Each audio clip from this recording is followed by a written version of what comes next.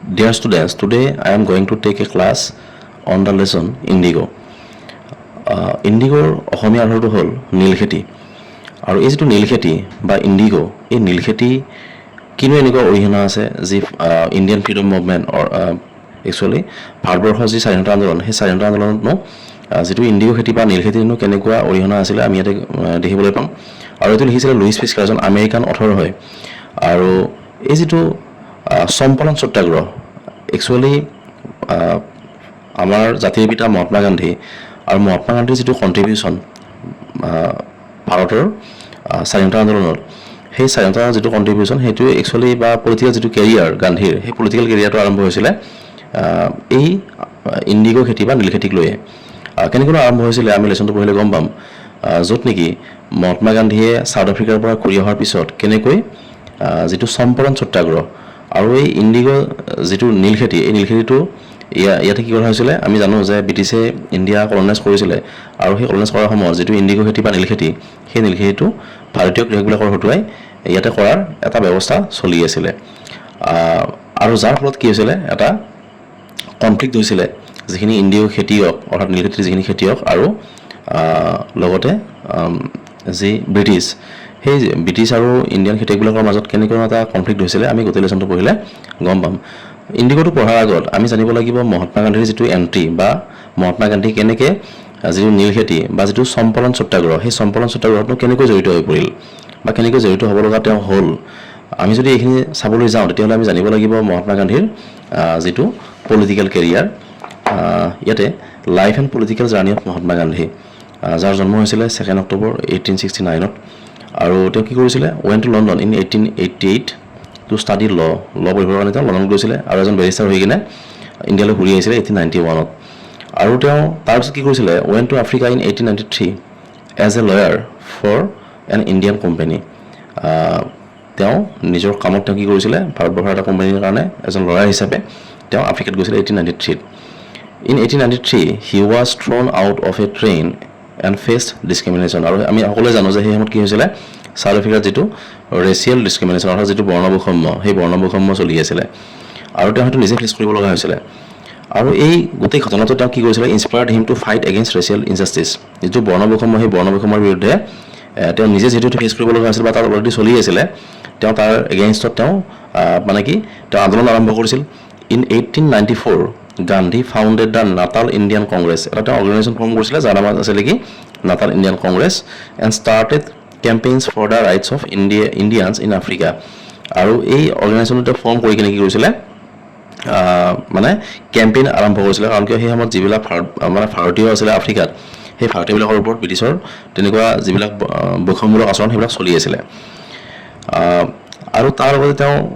যিখন বোৱাৰ ৱাৰ সেইখিনি মই লিখা নাই সেই বোৱাৰ ৱাৰটো তেওঁ জড়িত হৈ পৰিছিল য'ত নেকি সেই সময়ত সেই বোৱাৰ ৱাৰত তেওঁ যিখন মানে কি ব্ৰিটিছৰ যিবিলাক সৈন্য সেই আহত সৈন্যবিলাকক তেওঁ মানে শুশ্ৰূষাৰ ব্যৱস্থা কৰিছিল এটা অৰ্গানাইজেশ্যন ফৰ্ম কৰিছিল ইণ্ডিয়ান এম্বুলেন্স কৰ্পছ বুলি আৰু যাৰ কাৰণে ব্ৰিটিছে তেওঁক এটা এৱাৰ্ডো দিছিল আৰু সেই এৱাৰ্ডটো আছিল কেশৰ ই হিন্দ তাৰপিছত কি হ'ল ইন 1906 অৰ্থাৎ 1906 চনত কি কৰিলে Gandhi started his first satyagraha movement in Africa গান্ধীয়ে তেওঁৰ প্ৰথম যি সত্যাগ্ৰহ আন্দোলন হেতু তেওঁ আফ্ৰিকাত আৰম্ভ কৰিছিল and was jailed in 1908 9 and 13 তিনিবাৰ তেওঁ জোৱাংবাৰ জেলত তেওঁ যাব লগা হৈছিল যেহেতু তেওঁ আন্দোলন কৰিছিল ব্ৰিটিছৰ এগেইনষ্টত আৰু শেষত কি হ'ল ৰিটাৰ্ণ টু ইণ্ডিয়া ইন 1915 আৰু এইবিলাক সামৰিত কি কৰিলে 1915 ত তেওঁ ইণ্ডিয়ালৈ ঘূৰি আহিলে Gandhi attended the inauguration function of Banaras Hindu University আৰু এটো আছিল গান্ধী টাৰ্নিং পইণ্ট মানে ইণ্ডিয়ান পলিটিক্স বা ইণ্ডিয়ান যেটো ফ্ৰীডম মুভমেন্ট সেই ফ্ৰীডম মুভমেন্টত মানে এন্ট্ৰি হোৱাৰ এটো আছিল টাৰ্নিং পইণ্ট কেতিয়া যেতিয়া তেওঁ কি কৰিছিল মানে 1916 ত যিখন বানাৰস হিন্দু ইউনিভাৰ্চিটি আছে সেই বানাৰস হিন্দু ইউনিভাৰ্চিটিৰ যেটো ওপেনিং সেৰেমনি তাত যেতিয়া তেওঁ গৈছিল এটা স্পিচ দিবৰ কাৰণে তেওঁ ইনভাইট কৰা হৈছিল he gave a speech and impressed many leaders of INC আৰু সেই সময়ত যি INC ফৰ্ম হৈছিল তাৰ আগত বহুখিনি আগত হৈছিল আৰু যেটো ইণ্ডিয়ান ফ্ৰীডম মুভমেন্ট সেই ফ্ৰীডম মুভমেন্ট চলি আছিল আৰু সেই INCৰ কেজনমান লিডাৰ সেই বানাৰস হিন্দু ইউনিভাৰ্চিটিৰ যি সেৰেমনি আছিল ইনগ্ৰেচন সেৰেমনি তাত যেতিয়া গৈছিল আৰু গান্ধীৰ যেটো স্পিচ তাত তেওঁলোক মানে কি হৈছিল ইমপ্ৰেছ হৈছিল he was invited to the annual convention of INC Lucknow in 1916 আৰু ইমপ্ৰেছ তেওঁ কি কৰিলে তেওঁ ইনভাইট কৰিলে 1961 যিখন লক্ষ্ণৌৰ যিখন অধিৱেশন হৈছিলে ইণ্ডিয়ান নেশ্যনেল কংগ্ৰেছৰ, আৰু তাত তেওঁক ইনভাইট কৰা হ'ল। He met Rajkumar Shukla from Bihar, আৰু বিহাৰৰ পৰা এজন খেতিয়ক গৈছিলে সেই যিখন বাৰ্ষিক অধিৱেশন হৈছিলে, এনুৱেল কনভেনশ্যন হৈছিলে। আৰু সেই এনুৱেল কনভেনশ্যনখনত যেতিয়া সেই কৃষকজন গৈছিলে ৰাজকুমাৰ শুক্লা, আৰু সেই ৰাজকুমাৰ শুক্লা একচুৱেলি জড়িত আছিলে আমাৰ যিটো লেচন আছে ইণ্ডিগো অৰ্থাৎ নীলখেতি। একচুৱেলি ৰাজকুমাৰ শুক্লা এজন সাধাৰণ খেতিয়ক আছিলে, তেওঁ বিশেষ একো নাছিলে, এজন খেতিয়ক আছিলে। আৰু সেই সময়ত বিহাৰত কি হৈ আছিলে, বিহাৰত সেই খেতিয়কবিলাকৰ মাজত আৰু লগতে যিবিলাক মানে কি ব্ৰিটিছ আৰু কিছুমান লেণ্ডলৰ্ড কিছুমান নিয়োগ কৰিছিলে, যিটো জমিদাৰী ব্যৱস্থা আছিলে লেণ্ডলৰ্ড ছিষ্টেম, আৰু সেই লেণ্ডলৰ্ডবিলাকৰ লগত মানে কি হৈছিলে খেতিয়কবিলাকৰ এটা কনফ্লিক্ট এটা সৃষ্টি হৈছিলে, এটা সংঘাত সৃষ্টি হৈছিলে। আৰু যাৰ কাৰণে সেই ৰাজকুমাৰ শুক্লাই মনত এটা আশা বান্ধি যে তেওঁলোকৰ সেই সমস্যাটো বেলেগ কোনোৱে সমাধান কৰিব নোৱাৰে, তেওঁ ক'ৰবাত শুনা পাইছিল যে মহাত্মা গান্ধী নামৰ এজন মানুহ আছে যিয়ে সেই অধিৱেশনলৈ আহিব, তেওঁক যদি জনোৱা যায় সেই গোটেই কথাখিনি, তেতিয়াহ'লে তেওঁ হয়তো কি কৰিব পাৰিব, তাৰ সেই সমস্যাটোৰ এটা সমাধান তেওঁ কৰিব পাৰিব। আৰু যাৰ কাৰণে কি কৰিছিলে আমি লেচনটো পাম ইয়াতে, যাৰ কাৰণে সেই নীলখেতিৰ সেই আধিয়াৰ খেতিয়ক একচুৱেলি ৰাজকুমাৰ শুক্লা, একেবাৰে দুখীয়া এজন সাধাৰণ খেতিয়ক। আৰু তেওঁ কি কৰিছিলে মহাত্মা গান্ধীক আমন্ত্ৰণ জনাইছিলে কলৈকে, চম্পৰণলৈকে, বিহাৰৰ চম্পৰণ নামৰ যিখন ঠাইত সেই কনফ্লিক্টটো ক্ৰিয়েট হৈছিলে তালৈকে তেওঁক আমন্ত্ৰণ জনোৱা হৈছিলে। আৰু সেই হিচাপে গান্ধী কি কৰিছিলে, হি ভিজিটেড চম্পৰণ ইন 1917, আৰু সেই হিচাপে কি কৰিছিলে গান্ধীয়ে মানে চম্পৰণৰ লৈ কেতিয়া গৈছিলে 1917 এণ্ড ষ্টাৰ্টেড চম্পৰণ সত্যাগ্ৰহ। তাতে তেওঁ কি কৰিছিলে, যিটো চম্পৰণ সত্যাগ্ৰহ সেইটো তেওঁ আৰম্ভ কৰিছিলে। ইণ্ডিগো অৰ্থাৎ নীলখেতি, এবাউট দ্য অথৰ লুইচ ফিস্কাৰ 1896 জন্ম হৈছিলে, 1970 তেওঁৰ মৃত্যু হৈছিলে। ৱাজ বৰ্ণ ইন ফিলাডেলফিয়া, যাৰ জন্ম ক'ত হৈছিলে, ফিলাডেলফিয়াত অৰ্থাৎ আমেৰিকা যুক্তৰাষ্ট্ৰৰ ফিলাডেলফিয়াত হৈছিলে তেওঁৰ জন্ম। He served as a volunteer in the British army between 1918 and 1920, আৰু তেওঁ ব্ৰিটিছ আৰ্মিত মানে কি ভলেণ্টিয়াৰলি ইচ্ছাকৃতভাৱে স্বেচ্ছাই কি কৰিছিলে মানে তেওঁ চাৰ্ভ কৰিছিলে। কেতিয়া 1918 পৰা 1920লৈকে। Fischer made a career as a journalist and wrote for the New York Times, the Saturday Review and for European and Asian publications. আৰু ফিস্কাৰে তাৰপিছত তেওঁৰ যি কৰ্মজীৱন, সেই কৰ্মজীৱন এজন সংবাদদাতা হিচাপে তেওঁ কৰ্মজীৱন আৰম্ভ কৰিছিল তাৰ পিছৰ পৰ্যায়ত।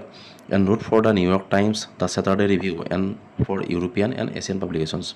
আৰু ইউৰোপ আৰু এছিয়াৰ যিবিলাক পাব্লিকেশ্যন আছে, যিবিলাক সংবাদ গোষ্ঠী, তাত তেওঁ কাম কৰিছিলে। He was also' a member of the faculty at Princeton University, তেওঁ প্ৰিন্সটন ইউনিভাৰ্চিটিৰ এজন ফেকাল্টি মেম্বাৰ হিচাপে তেওঁ কাম কৰিছিলে। The following is an excerpt from his book the life of Mahatma Gandhi, আৰু এই যিটো লেচন দিয়া গৈছে ইণ্ডিগো অৰ্থাৎ নীলখেতি, যিটো নীলখেতিৰ ভাৰতবৰ্ষৰ যি স্বাধীনতা আন্দোলন বা মহাত্মা গান্ধী চিনাকি হোৱাৰ এজন ফ্ৰীডম ফাইটাৰ হিচাপে চিনাকি হোৱাৰ যিটো মূল কাৰণ আছিলে, আৰু তেওঁৰ যিটো পলিটিকেল জাৰ্ণি, সেই পলিটিকেল জাৰ্ণিৰ যিটো ফাৰ্ষ্ট মানে যিটো আৰম্ভণি, সেই আৰম্ভণিটোৱে আছিলে ইণ্ডিগো খেতি। আৰু সেই ইণ্ডিগো খেতিক লৈ একচুৱেলি এই লেচনটো লিখা হৈছে বা তেওঁ লিখিছে। আৰু তেওঁ একচুৱেলি গোটেই মহাত্মা গান্ধীৰ যিটো পৰিক্ৰমা, এখন তাক লৈ এখন তেওঁ কি কৰিছিলে, এখন তেওঁ বায়'গ্ৰাফি লিখিছিলে। The following is an excerpt from his book the life of Mahatma Gandhi, the life of Mahatma Gandhi নামৰ এখন কিতাপ লিখিছিলে। আৰু একচুৱেলি এই যিটো লেচন আছে ইণ্ডিগো, সেই ইণ্ডিগো লেচনটো একচুৱেলি এই যিখন কিতাপ the life of Mahatma Gandhi, এইটো কুৱেশ্যন আহে ক'ৰ পৰা দিয়া হৈছে, the life of Mahatma Gandhi নামৰ যিখন কিতাপ লিখিছিলে লুইচ ফিস্কাৰে, সেই কিতাপখনৰ পৰা তুলি দিয়া হৈছে। The book has been reviewed as one of the best books ever written on Gandhi, আৰু গান্ধী সম্পৰ্কীয় যিমানখিনি কিতাপ লিখা হৈছে সেই কিতাপবিলাকৰ ভিতৰত সকলোতকৈ শ্ৰেষ্ঠ কিতাপ বুলি কি কৰা হয়, এইখনক বিবেচনা কৰা হয়, যিখন লুইচ ফিস্কাৰে লিখা the life of Mahatma Gandhi. আৰু এই কথাটো কোনে কৈছিলে, বা টাইমছ এডুকেশ্যনেল ছাপ্লিমেণ্ট নামৰ এটা গোষ্ঠী আছিলে, আৰু তেওঁলোকৰ মতে মানে কি আছিলে, মহাত্মা গান্ধীৰ জীৱন সম্পৰ্কীয় যিমানখিনি কিতাপ লিখা হৈছে তাৰ ভিতৰত সকলোতকৈ শ্ৰেষ্ঠ কিতাপখনে হ'ল the life of Mahatma Gandhi by Louis Fischer. আৰু এতিয়া আমি লেচনটো আৰম্ভ কৰিম, য'ত মহাত্মা গান্ধীয়ে কেনেকৈনো চম্পৰণৰ সেই মুভমেণ্টটো বা যিটো চম্পৰণ সত্যাগ্ৰহ বুলি কয়, সেই চম্পৰণ সত্যাগ্ৰহ কেনেকৈ আৰম্ভ হৈছিলে বা তেওঁৰ কেনেকৈ তাত মানে প্ৰৱেশ হৈছিলে, সেই গোটেই ঘটনাটোত কেনেকৈ তেওঁ সোমাই পৰিছিলে, কেনেকৈ তেওঁ সোমাবলৈ বাধ্য হৈছিলে, একচুৱেলি এজন সাধাৰণ খেতিয়কৰ কথা মতে তেওঁ কেনেকৈ সোমাই পৰিছিলে, সেই গোটেই কথাখিনি আমি এটা জানিবলৈ পাম। মই অলৰেডি ক'লোৱে যে কেনেকৈ গান্ধীয়ে ছাউথ আফ্ৰিকাত তেওঁৰ যিটো পলিটিকেল কেৰিয়াৰ, তো সেইটো কেনেকৈ আৰম্ভ কৰিছিলে, য'ত নেকি তেওঁ সেই সময়ৰ যি ফ্ৰীডম ফাইটাৰ গোপাল কৃষ্ণ গোখলে, সেই গোপাল কৃষ্ণ গোখলেৰ পৰা তেওঁ মানে ইনস্পায়াৰ হৈছিলে। তেওঁ ক'ব গ'লে এজন গুৰু আছিলে গোপাল কৃষ্ণ গোখলে আৰু গোপাল কৃষ্ণ গোখলেৰ পৰা ইনস্পায়াৰ হৈ তেওঁ মানে যি ইণ্ডিয়ান ফ্ৰীডম মুভমেণ্ট অৰ্থাৎ ভাৰতবৰ্ষৰ যি স্বাধীনতা আন্দোলন সেইটো কেনেকৈ প্ৰৱেশ কৰিছিলে আমি লেচনটো পঢ়িলে আমি জানিব পাৰিম। এতিয়া when I first visited Gandhi in 1914 at his ashram in Sewagram, যেতিয়া মই কি কৰিছিলোঁ একচুৱেলি ইয়াতে কি হৈছিলে যিজন ইয়াৰে অথৰ লুইচ পিস্কাৰ আৰু লুইচ পিস্কাৰ আৰু মহাত্মা গান্ধী তেওঁলোক লগালগি হৈছিলে আৰু লগালগি হোৱা সময়ত মহাত্মা গান্ধীয়ে যিখিনি কথা লুইচ পিস্কাৰৰ সন্মুখত কৈছিল সেই কথাখিনি হুবহু ইয়াতে লুইচ পিস্কাৰে তুলি দিছে আৰু ইয়াতে গান্ধীয়ে কৈছিলে কথাখিনি কেনেকৈ when I first visited Gandhi in 1942 actually গান্ধীয়ে কোৱা নাই এইখিনি কোনে কৈছে লুইচ পিস্কাৰে কৈছে when I first visited Gandhi in 1942 যেতিয়া মই গান্ধীক প্ৰথমবাৰ লগ পাইছিলোঁ ক'ত at his ashram in Sewagram তো যিখন সেৱাগ্ৰাম আশ্ৰম আছে সেই আশ্ৰমত যেতিয়া লগ পাইছিলোঁ কেতিয়া 1942 একচুৱেলি ইণ্ডিগৰ যিটো ঘটনা এইটো 1942 নহয় 1942 বহুত পিছত একচুৱেলি তো 1942 তেওঁ লগহে পাইছে লুইচ পিস্কাৰে মহাত্মা গান্ধীক লগ পাইছে আৰু লগ পোৱা সময়ত মানে কি কৰিছিলে ইন চেণ্ট্ৰেল ইণ্ডিয়া মানে ভাৰতবৰ্ষৰ মধ্যভাগত তেওঁলোক দুয়ো লগালগি হৈছিলে হি ছেইড মানে গান্ধীয়ে কৈছিল কাক কৈছিলে লুইচ পিস্কাৰক কৈছিলে দুজন মানুহ বহি আছে লুইচ পিস্কাৰ এণ্ড মহাত্মা গান্ধী আৰু মহাত্মা গান্ধী আৰু লুইচ পিস্কাৰ দুয়ো যেতিয়া লগালগি হৈছিলে তেতিয়া গান্ধীয়ে কৈছিল I will tell you how it happened that I decided to urge the departure of the British যে মই আপোনাক ক'ম যে কেনেকৈ মই সিদ্ধান্ত লৈছিলোঁ মানে ব্ৰিটিছক ইয়াৰ পৰা মানে প্ৰস্থান কৰিবৰ কাৰণে মই কেনেকৈ বাধ্য কৰাইছিলোঁ মানে মই বাধ্য কৰাইছিলোঁ মানে কি 1940 তেওঁলোক যোৱা নাই একচুৱেলি কিন্তু মই কেনেকৈ বাধ্য কৰাম একচুৱেলি যে ইয়াৰ পৰা যাব লাগিব ব্ৰিটিছ আৰু সেইটো মই কেনেকৈ মনত মানে কি এটা পণ লৈছিলোঁ সেইখিনি কথা মই আপোনাক ক'ম I will tell you how it happened that I decided to urge the departure of the British যে মই সিদ্ধান্ত অলৰেডি লৈ লৈছোঁ মানে কেনেকৈ ব্ৰিটিছে ইয়াৰ পৰা প্ৰস্থান কৰিব লাগিব মই ইতিমধ্যে সিদ্ধান্ত লৈছোঁ ইট ৱাজ ইন 1917 এতিয়া গান্ধীয়ে লুইচ পিস্কাৰক কৈছে যে শুনক চনটো আছিলে 1917 চনৰ কথা মানে এতিয়া গান্ধীয়ে লুইচ পিস্কাৰক ক'ব তেওঁ যিখিনি কাম কৰিছিল 1917 চনৰ সেই সময়ছোৱাত তেওঁ কি কৰিছিল এনেকুৱা যাৰ কাৰণে ব্ৰিটিছে ইণ্ডিয়া এৰি গুচি যাব লাগিব সেইখিনি কথা তেওঁ এতিয়া ক'ব আৰম্ভ কৰিব অৰ্থাৎ এইটো ক'ব গ'লে এটা ফ্লেশ্ববেক হয় আগৰ এটা ঘটনা য'ত নেকি লুইচ পিস্কাৰৰ ওচৰত মহাত্মা গান্ধীয়ে ক'ব এতিয়া আৰম্ভ কৰিব He had gone to the December 1916 annual convention of the Indian National Congress Party in Lucknow অৰ্থাৎ আমি আগৰখিনি পালোঁ যে লুইচ পিস্কাৰ আৰু মহাত্মা গান্ধীয়ে যেতিয়া আলোচনা কৰি আছিলে আৰু য'ত নেকি গান্ধীয়ে কৈছিলে যে লুইচ পিস্কাৰক মই আপোনাক ক'ম কেনেকৈ মই সিদ্ধান্ত লৈছোঁ যে ব্ৰিটিছে ইয়াৰ পৰা কেনেকৈ যাব লাগিব বা কেনেকৈ প্ৰস্থান কৰিব লাগিব